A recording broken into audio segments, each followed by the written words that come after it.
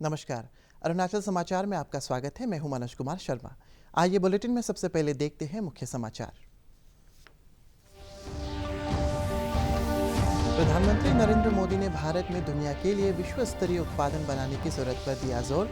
Video conferencing के जरिए NASSCOM technology और लीडरशिप फोरम को संबोधित करते हुए प्रधानमंत्री ने स्टार्टअप्स और इनोवेटर्स की उत्कृष्टता के वैश्विक मानदंड स्थापित करने वाले उत्पादों को बनाने की विचार करने का किया अनुरोध।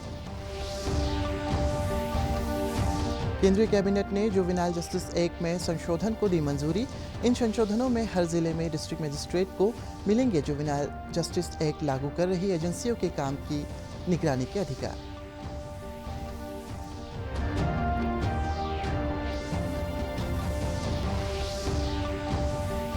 पूर्वोत्तर राज्य में मनाया जा रहा है मिसिंग समुदाय का प्रमुख पर्व आली आई लिगांग।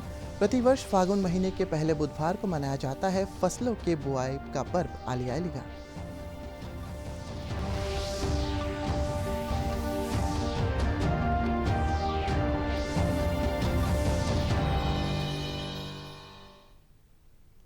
प्रधानमंत्री नरेंद्र मोदी ने भारत में दुनिया के लिए विश्व स्तरीय उत्पादन बनाने की जरूरत पर जोर दिया है।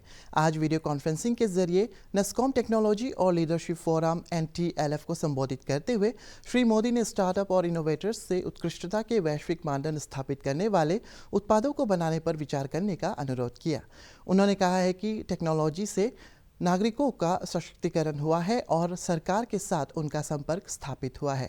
प्रधानमंत्री ने कहा है कि लोगों को डिजिटल रूप में जानकारी देने और समाज के सबसे कमज़ोर व्यक्ति तक सेवाएं पहुंचाने में भी टेक्नोलॉजी असरदार रही है। श्री मोदी ने कहा है कि सरकार जानती है कि अवरोधों से भविष्य का नेतृत्व कभी विकसित नहीं हो सकता है। इसे ध्यान में रखते हुए सरकार टेक्नोलॉजी उद्योग से सभी गैर ज़रूरी नियमों को हटाने की कोशिश कर रही है। प्रधानमंत्री ने कहा है कि नेशनल डिजिटल कम्युनिकेशन पॉलिसी ऐसा ही एक प्रयास है। वर्ल्ड बैंक समेत इसके सामर्थ्य की चर्चा कर रहे हैं। कैसे 3-4 साल के भीतर भीतर एक हैवीली कैश डिपेंडेंट सोसाइटी, उससे भारत का जो विशाल डोमेस्टिक मार्केट है उसका लाभ आईटी इंडस्ट्री को नहीं मिल पाया। इस वजह से भारत में डिजिटल डिवाइड बढ़ता गया। एक तरह से हम कहते हैं और हम कह सकते हैं दिया तले अंधेरा वाली बात हमारे सामने थी।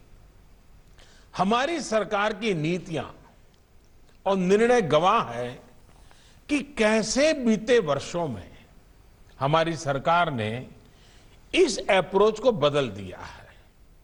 साथियों, हमारी सरकार भी ये भली भांति जानती है कि बंधनों में भविष्य की लीडरशिप विकसित नहीं हो सकती और इसलिए सरकार द्वारा टेक इंडस्ट्री को अनावश्यक रेगुलेशन से, बंधनों से बाहर निकालने का प्रयास किया जा रहा है। नेशनल डिजिटल कम्युनिकेशन पॉलिसी एक ऐसा ही बड़ा प्रयास था। गवर्नेंस में टेक्नोलॉजी के प्रभावी उपयोग से गरीब और मध्यम वर्ग को सुविधा के साथ साथ करप्शन से भी बड़ी राहत मिली है। हमारे फिनटेक प्रोडक्ट्स और यूपीआई जैसे डिजिटल प्लेटफॉर्म की चर्चा तो आज पूरी दुनिया में है। वर्ल्ड बैंक समेत इसके सामर्थ्य की चर्चा कर रहे हैं। कैसे 3-4 साल के भीतर भीतर एक हैवीली कैश डिपेंडेंट सोसाइटी, उससे हम लेस कैश सोसाइटी की तरफ मक्कमता पूर्वक बढ़ चले हैं, ये हमारे सामने है। जितना डिजिटल ट्रांजैक्शन ज्यादा होता जा रहा है, काले धन के स्रोत उतने ही कम हो रहे हैं। केंद्रीय कैबिनेट ने आज टेलीकॉम सेक्टर के लिए प्रोडक्शन लिंक्ड इंसेंटिव स्कीम को मंजूरी दी। कैबिनेट मीटिंग के बाद पत्रकारों से बातचीत में केंद्रीय मंत्री रविशंकर प्रसाद ने कहा है कि 12,195 करोड़ रुपए की इस योजना से टेलीकॉम सेक्टर में 40,000 प्रत्यक्ष और परोक्ष रोजगार पैदा होंगे। कैबिनेट ने juvenile justice care and protection of children act 2015 से संशोधनों को भी मंजूरी दी है। इस बारे में केंद्रीय महिला एवं बाल विकास मंत्री स्मृति ईरानी ने बताया कि इन संशोधनों से डिस्ट्रिक्ट मजिस्ट्रेट और असिस्टेंट डिस्ट्रिक्ट मजिस्ट्रेट को हर जिले में जुवेनाइल जस्टिस एक्ट को लागू कर रही एजेंसियों के कामकाज की निगरानी की अनुमति मिल जाएगी। और जो हमारा अनुमान है, जो हम आपको हर जिले में अब डिस्ट्रिक्ट मैजिस्ट्रेट, जिसमें एडिशनल डिस्ट्रिक्ट मैजिस्ट्रेट भी सम्मिलित होंगे, उनको अब अधिकार दिया जाएगा कि जो एजेंसीज जेजे एक्ट के इम्प्लीमेंटेशन के लिए जिम्मेदार हैं, उनकी फंक्शंस को मॉनिटर करे। डिस्ट्रिक्ट का चाइल्ड प्रोटेक्शन यूनिट अब डिस्ट्रिक्ट मैजिस्ट्रेट के अंतर्गत फंक्शन करेंगे। चाइल्ड वेलफेयर कमिटी में सदस्य बनाने से पहले व्यक्ति का बैकग्राउंड चेक, एजुकेशनल क्वालिटीज, इन सब को भी अब सम्मिलित किया गया है। प्रोडक्शन लिंक इंसेंटिव का कार्यक्रम शुरू किया गया। प्रोडक्शन लिंक इंसेंटिव का मतलब क्या है? पहले उद्योग लगाओ, मैन्युफैक्चरिंग शुरू करो, एक्सपोर्ट करो, रोजगार क्रिएट करो और incentive low. This is the simple meaning of production link incentive. तो इसको सबसे पहले मोबाइल और कंपोनेंट के क्षेत्र में किया गया। उसके बाद बाकी 12 एजेंडा चुने गए। आज टेलीकॉम के बारे में हुआ, जिसकी मैं जानकारी दूंगा। ईटानगर के विधायक तेची कासो, जिला उपायुक्त कमकर दुलम, अतिरिक्त जिला मजिस्ट्रेट तालोपोतम और राष्ट्रीय राजमार्ग परियोजना से जुड़े कई अधिकारियों ने ईटानगर के बैंकटिनाली में अंडरपास के निर्माण कार्य का जायजा लिया।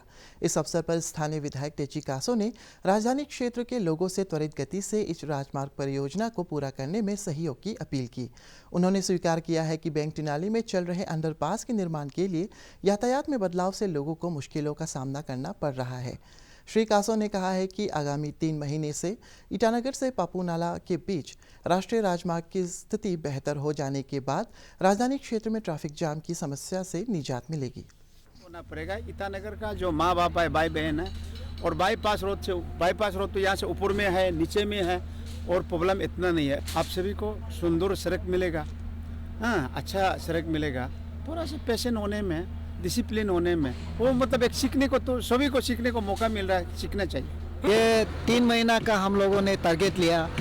भगवान का अगर आशीर्वाद है तो हम लोग 3 महीना में, बारिश नहीं होता है तो 3 महीना में ये सड़क को हम लोग कंप्लीट करके यहाँ जो भी जाने वाला है और देखने वाला है, सिर्फ यहाँ जाने का नहीं है, लोग देखने के लिए आएगा, क्योंकि टनल में गाड़ी गुजरना हो, अंधेरा होता है, लाइट लगा हुआ होता है, और जो गुजरा है और तो देखा होगा कि हमारा जो टर्मिनल 3 जो ये इंटरनेशनल दिल्ली में जो एयरपोर्ट है वहाँ गया होगा। मैंने आज इलेक्ट्रिकल इंजीनियर से भी, एग्जीक्यूटिव से भी कहा कि उस हिसाब से डिज़ाइन बनाने से ठीक है, तो बहुत अच्छा लगेगा, यहाँ गुजर के भी अच्छा लगेगा।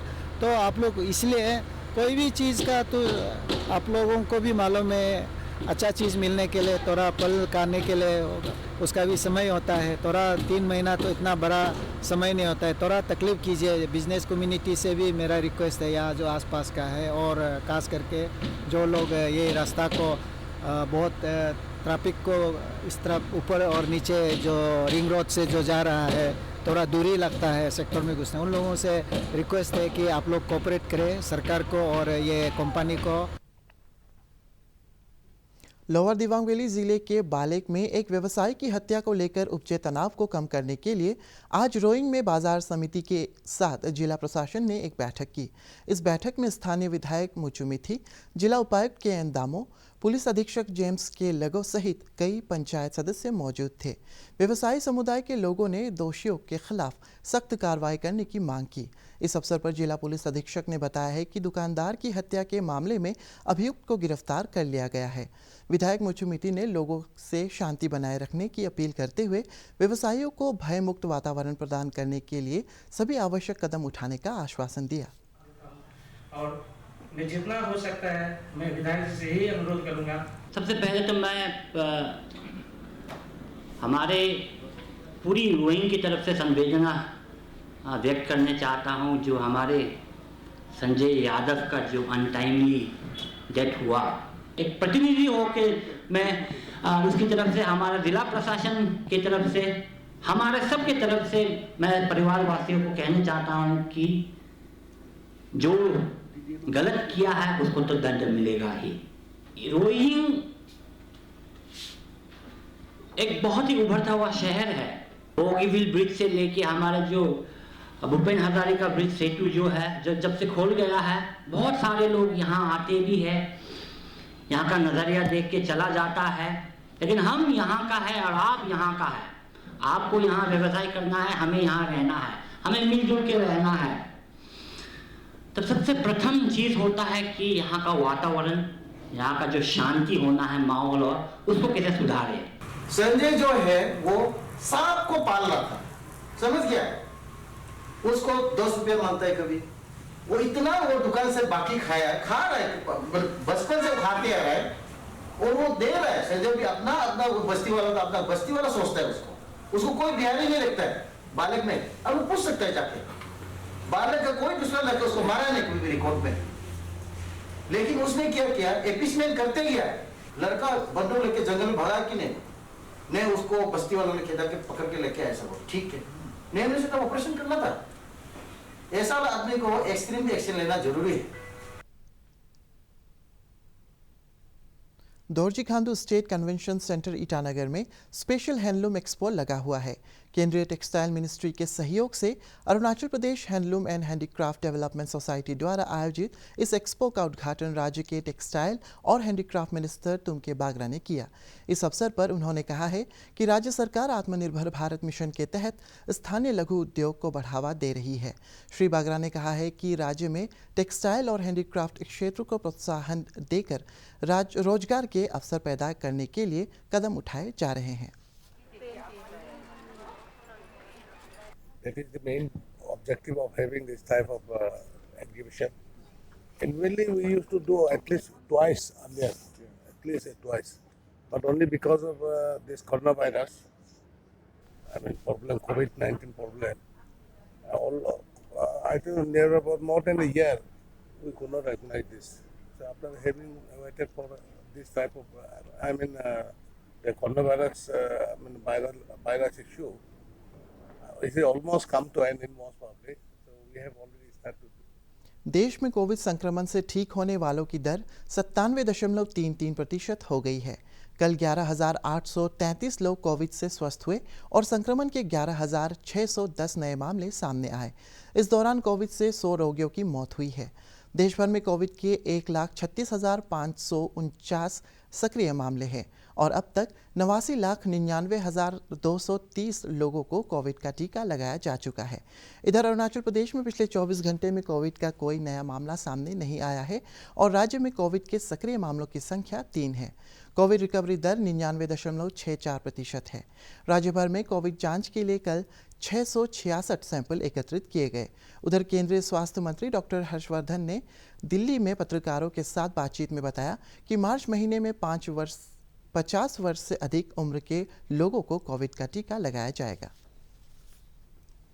भारत सरकार के सूचना एवं प्रसारण मंत्रालय के तहत फील्ड आउटरीच ब्यूरो की तेजू इकाई ने मादक पदार्थों के दुरुपयोग के खिलाफ जागरूकता पैदा करने के लिए आज एक वेबिनार का आयोजन किया।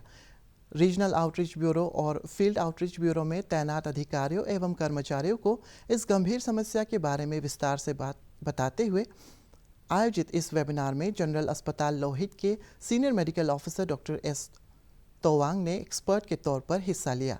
वेबिनार को संबोधित करते हुए रीजनल आउटरीच ब्यूरो ईटानगर के डायरेक्टर डॉक्टर HR केशव मूर्ति ने कहा है कि भारत में कुल 272 जिले मादक पदार्थों के दुरुपयोग से प्रभावित है, जिनमें अरुणाचल प्रदेश भी 8 जिले शामिल है।